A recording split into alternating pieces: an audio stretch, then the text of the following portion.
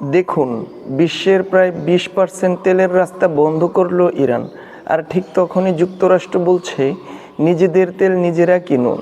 Hormuz প্রণালী দিয়ে যেসব দেশ জ্বালানি আনতে পারছে না, তাদের জন্য স্পষ্ট বার্তা দিয়েছে ডোনাল্ড ট্রাম্প, হয়তো আমেরিকা থেকে তেল কিনুন, নয়তো নিজেরাই ঝুঁকি নিয়ে তেল নিয়ে আসুন।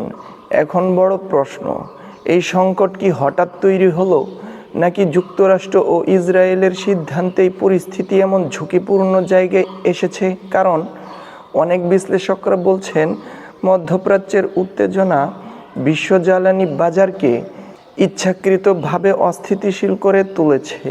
সবচেয়ে বড় কথা হলো, যুক্তরাষ্ট্র বলছে এখন তারা কাউকে সাহায্য করতে পারবে না, কিন্তু মানুষ কি কখনো এই সাহায্য চেয়েছিল যে আজ পেট্রোল পাম্পের লাইনে দাঁড়ানোই বাস্তবতা?